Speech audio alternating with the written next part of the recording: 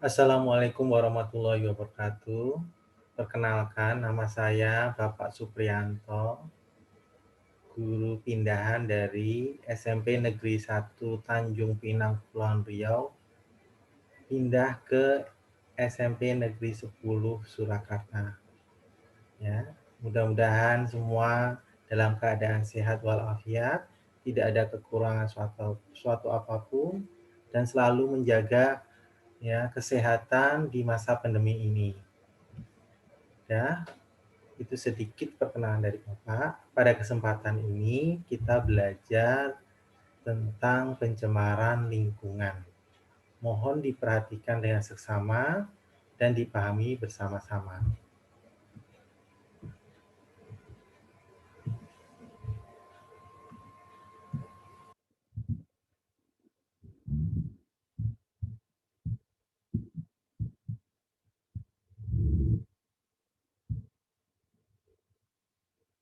Seperti kita seperti kita ketahui dalam kehidupan sehari-hari yang mungkin kita lihat di dalam kehidupan sehari-hari bahwa lingkungan kita ini sudah banyak terjadi pencemaran ya, baik pencemaran tanah, pencemaran air, pencemaran udara, itu banyak sekali. Contohnya seperti gambar di sini ada pencemaran udara yang berasal dari pabrik ya, asap pabrik yang menimbulkan pencemaran udara. Kemudian di sini adalah pencemaran air berupa sampah-sampah di sungai. Nah, ini salah satu contoh pencemaran air yang ada di lingkungan kita ya. Nah, untuk lebih jelasnya kita pelajari bersama-sama.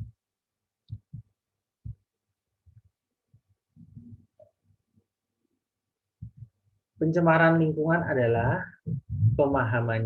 pengertiannya adalah masuk atau dimasukkannya makhluk hidup, zat, energi, dan atau komponen lain ke dalam lingkungan hidup oleh kegiatan manusia dan proses alam sehingga kualitas lingkungan menjadi turun atau tidak dapat berfungsi lagi sesuai yang dibutuhkan.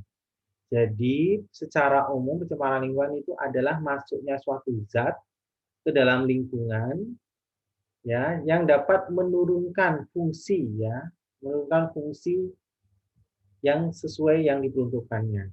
Jadi terjadi penurunan fungsi. Secara umum, pencemaran secara umum terbagi menjadi 3 bagian, yaitu pencemaran air, pencemaran udara, dan pencemaran tanah. Kita bahas satu persatu. Yang pertama adalah pencemaran air.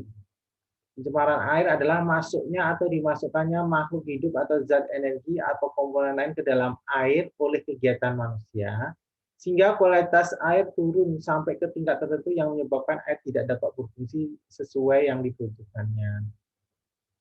Jadi misalnya suatu zat yang dialirkan ke air, misalnya ke sungai, sehingga kualitas airnya itu jadi turun, sehingga menyebabkan air itu tidak dapat berfungsi sebagai yang diperuntukkannya. Jadi airnya kotor, kumuh, bau, dan sebagainya. Itu adalah pengertian dari pencemaran air.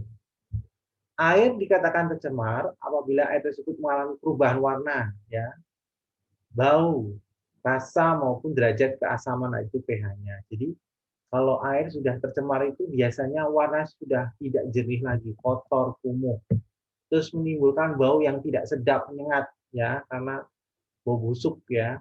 Terus rasanya tidak ya. Kalau air biasa, air segar kan dia tidak berasa, tapi ini mungkin menimbulkan rasa yang nggak enak. Maupun pH-nya juga berpengaruh. Akibat pencemaran tersebut, kualitas air dapat menurun sehingga tidak dapat memenuhi persyaratan diperuntukkan yang ditetapkan.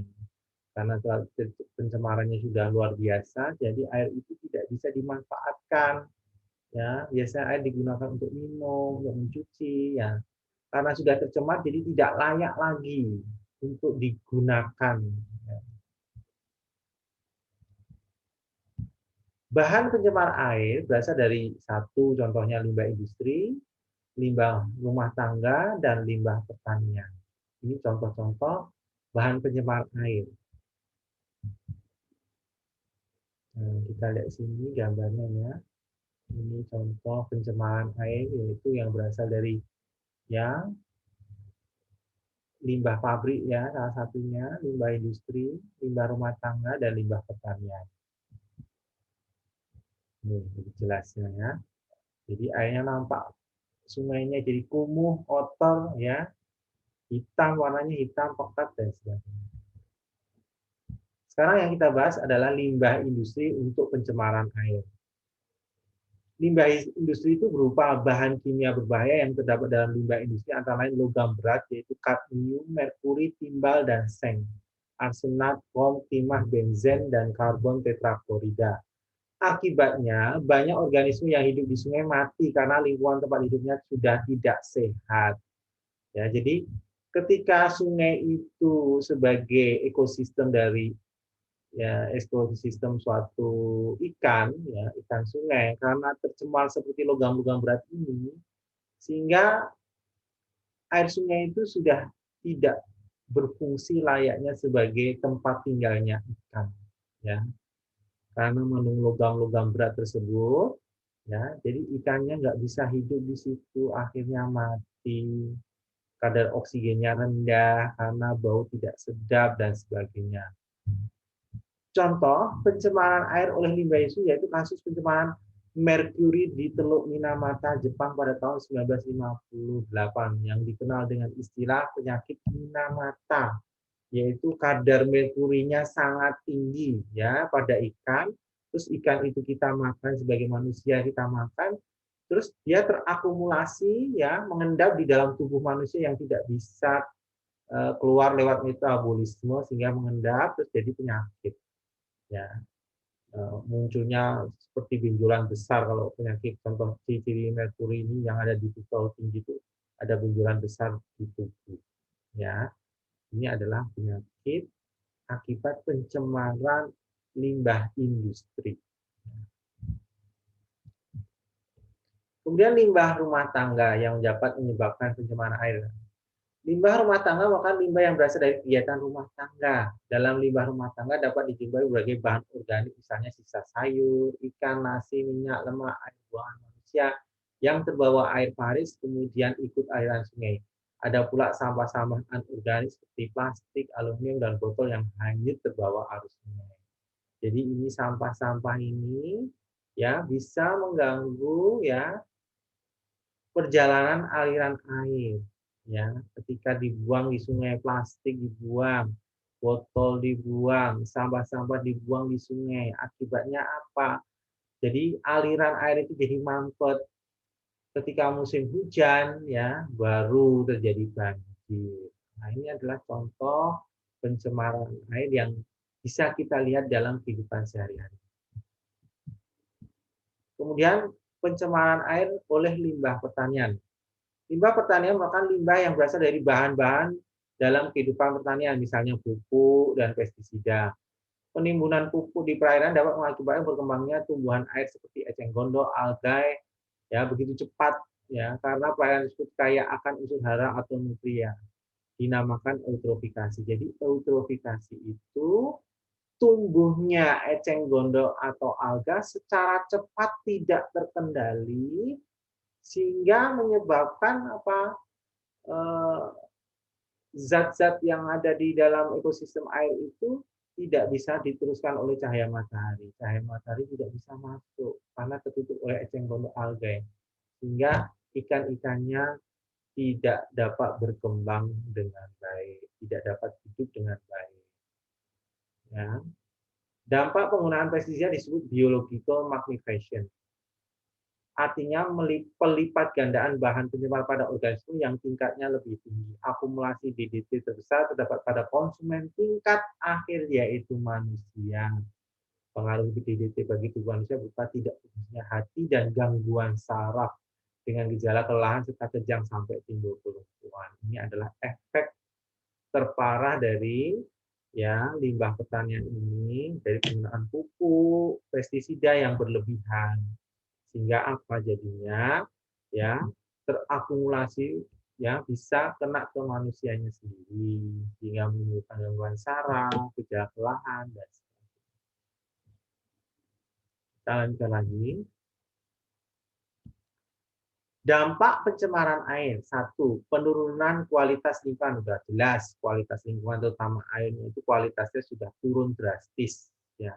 Karena akan berubah rasa, menimbulkan bau, ya otomatis kualitasnya jadi rendah. Gangguan kesehatan jelas bagi yang tinggal di sekitaran bantaran sungai yang tidak sehat akan menimbulkan berbagai penyakit. Ya, salah satunya bisa penyakit kulit, ya, terus kemudian penyakit mungkin karena tempatnya nggak bersih, kotor, timbulkan jentik-jentik nyamuk, menimbulkan penyakit ya demam berdarah. Kemudian pemekatan hayati, terus mengganggu pemandangan jelas kalau misalnya sungai itu banyak sampah yang ada di sungai kan mengganggu pemandangan. Terus mempercepat proses kerusakan benda, misalnya terjadi korosi, ya, korosi atau menyebabkan karat pada besi. Ya. Itulah dampak pencemaran air secara umum. Cara penanggulangan pencemaran air ini adalah langkah-langkah yang harus kita lakukan ya. Ya. Yang satu membuatan kolam stabilisasi ya. Kolam jadi kayak kolam penampungan sebelum dibuang ke sungai, kayak diendapkan gitu sehingga ketika keluar dari kolam tersebut airnya itu dalam kondisi bersih ketika dibuang ke sungai.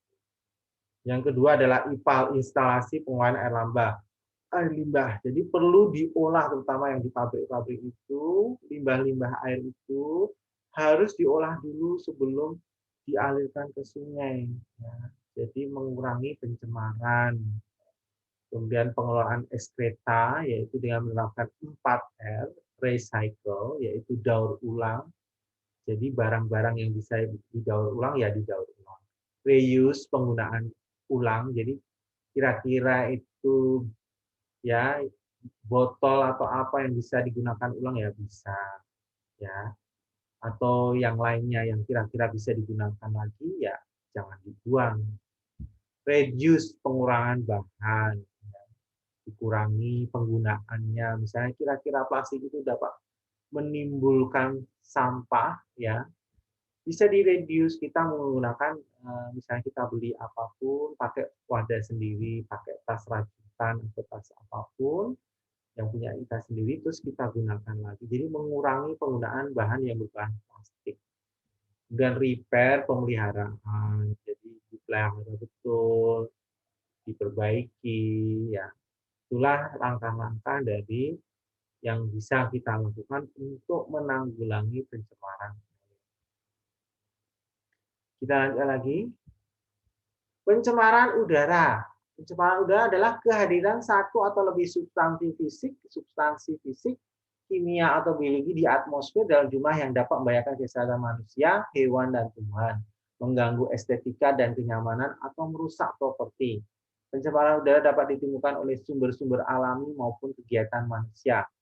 Beberapa definisi gangguan fisik seperti polusi suara, panas, radiasi, atau polusi cahaya dianggap sebagai polusi udara. Itulah ya secara umum penjelasannya dari pencemaran udara itu kayak gitu. Jadi kira-kira mengganggu ya, membahayakan kesehatan manusia, itulah pencemaran udara. Contohnya asap ya, asap pabrik, asap motor, itu kan masuk polusi udara, pencemaran udara. Nah, ini contoh gambarnya. Ya, ini adalah asap pabrik yang menimbulkan pencemaran udara.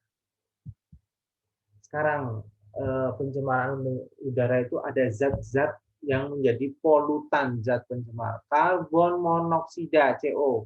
Sumbernya biasanya pada pembakaran batu bara, minyak bumi, kendaraan bermotor, rokok, dan industri.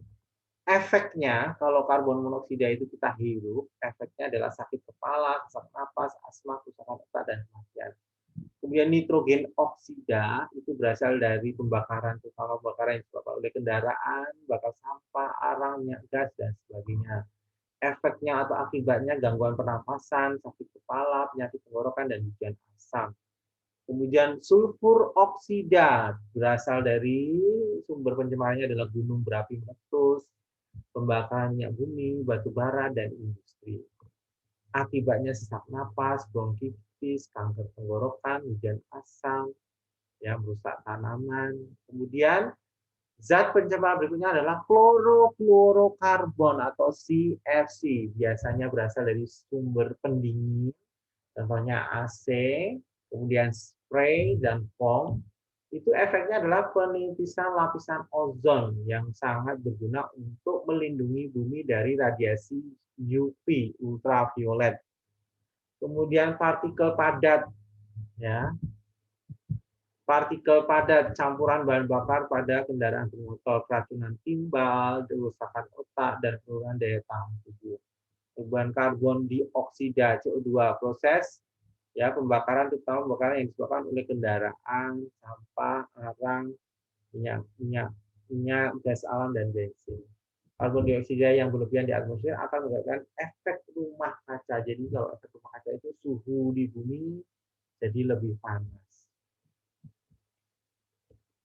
Faktor penyebab pencemaran udara yaitu aktivitas alam yang contohnya tadi gunung meletus, ya, gunung api meletus, kebakaran hutan, gas metana dari kotoran ternak. Kemudian aktivitas manusia yaitu pembakaran sampah, asap industri, asap kendaraan, asap rokok, kemudian sinyal CFC dari pendingin ruangan. Itu termasuk dari aktivitas manusia. Ini faktor penyebabnya ya. Dampak pencemaran udara terhadap kesehatan otomatis. Kenapa terhadap kesehatan? Karena polusi udara ini kita hirup, otomatis akan merusak organ pernapasan, terutama paru-paru. Ya, udah pasti itu ya. Yang kedua, bagi tumbuhan, hujan asam yang bisa merusak tanaman. Ya, hujan asam itu karena hujan yang tingkat keasamannya tinggi menyebabkan tanaman-tanaman di kebun atau di sawah itu cepat rusak dan bisa menyebabkan ya apa namanya pagar di rumah yang dari bahan besi itu bisa cepat berkarat. Kemudian efek pencemaran udara yang berikutnya adalah efek rumah kaca. Ya, gas CO2 yang berlebihan menyebabkan apa namanya pemanasan global. Jadi suhu bumi jadi meningkat. Kalau suhu bumi meningkat, otomatis ya es di kutub akan mencair. Kalau es di kutub mencair, efeknya apa? Ya, bisa menyebabkan pulau-pulau kecil tenggelam dan sebagainya. Kemudian yang keempat, rusaknya lapisan ozon ya. Lapisan ozon itu rusak karena gas CFC yang bereaksi dengan ozon terurai menyebabkan penipisan lapisan ozon. Nah, lapisan ozon sendiri ini berfungsi untuk melindungi bumi dari radiasi ultraviolet yang berlebihan. Ya, sinar UV ini dapat menyebabkan ya kanker kulit, salah satunya kanker kulit. Makanya lapisan ozon ini sangat berguna bagi manusia untuk melindungi ya dari radiasi UV. Kita lanjutkan lagi.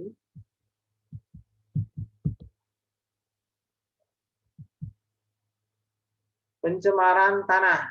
Ya, pencemaran tanah adalah masuknya bahan atau zat atau unsur lain ke dalam tanah sehingga konsentrasi suatu zat atau unsur hara menjadi racun bagi tanaman dan biota tanah atau keseimbangan unsur hara tanaman menjadi terganggu. Bahan yang mengakibatkan terjadi pencemaran tanah disebut polutan tanah. Polutan tanah bisa berasal dari sampah dan limbah cair atau dari unsur hara yang secara berlebihan justru menjadi racun. Nah, ini contohnya sampah-sampah yang dibuang sembarangan itu dilihat tuh sampahnya sampai segunung gitu ya. Contoh pencemaran. Faktor penyebab pencemaran tanah adalah limbah domestik, yaitu limbah pemukiman penduduk, misalnya pasar, ya kita tahu kan pasar kan pasti sampahnya juga banyak ya. Hotel, perkantoran, tempat pariwisata, ya itu pasti limbahnya banyak ya. Kemudian limbah industri, misalnya limbah padat berupa padatan, lumpur-lumpur hasil pengolahan pabrik. Dalam limbah cair, limbah Hg, Zn, Pb, Cd dari sisa pengolahan industri kimia. Kemudian limbah pertanian, itu contohnya adalah limbah pupuk atau pestisida yang berlebihan, sehingga bisa menyebabkan penurunan kesuburan tanah. Dampak pencemaran tanah, yang satu sebagai dampaknya terhadap kesehatan kita, Limbah timbal dapat menyebabkan kerusakan otak dan ginjal, itu ya jelas ya. Limbah PCB dan siklodiena menyebabkan kerusakan hati. Ini adalah dampak pencemaran tanah bagi kesehatan manusia. Kemudian yang kedua adalah ekosistem terganggu, yaitu kerusakan ekosistem. Ekosistemnya tidak stabil lagi karena adanya pencemaran tanah. Kemudian pertanian, penurunan hasil pertanian, ya karena penggunaan pestisida dan pupuk itu menyebabkan kesuburan tanah menurun. Kalau kesuburan tanah menurun, maka hasil pertanian juga menurun.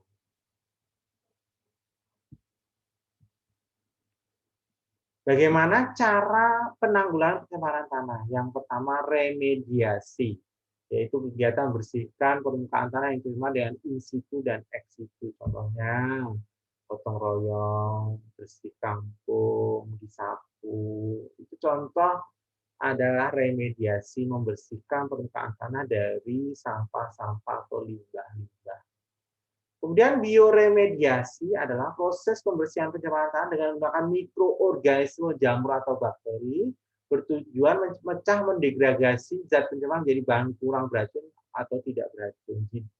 Karena penggunaan pestisida dan pupuk yang berlebihan menyebabkan kualitas tanah itu turun, tingkat kesuburannya turun, maka diperlukan bioremediasi, diberikan jamur atau bakteri ke tanah sehingga bertujuan apa? Mendegradasi pencemar tersebut atau mengurangi ya zat-zat pencemar tersebut. Nah, itu adalah beberapa cara penanggulangan pencemaran tanah. Ya, demikian pembahasan dari Bapak tentang pencemaran lingkungan. Silahkan kalian buka buku, pelajari lagi tentang pencemaran lingkungan. Ya, kemudian boleh cari referensi di buku cetak atau referensi di LKS atau referensi di internet, itu banyak sekali tentang membahas ya pencemaran lingkungan ini. Dan diharapkan dari kita sudah mempelajari tentang ya dampak-dampak pencemaran lingkungan ini supaya kita ya aware, supaya kita menjaga lingkungan kita tetap bersih, ya terjaga, jauh dari pencemaran. Kalau kita melihat sesuatu yang dikira menyebabkan pencemaran, ya kita bersihkan. Nah, itulah tanggung jawab manusia terhadap dunia, terhadap ya lingkungan sekitar untuk menjaga lingkungan sekitar. Ya, demikian penyampaian dari Bapak. Ya, mudah-mudahan bermanfaat bagi kita semuanya. Ya, Bapak akhiri sampai sini. Ya, assalamualaikum warahmatullahi wabarakatuh.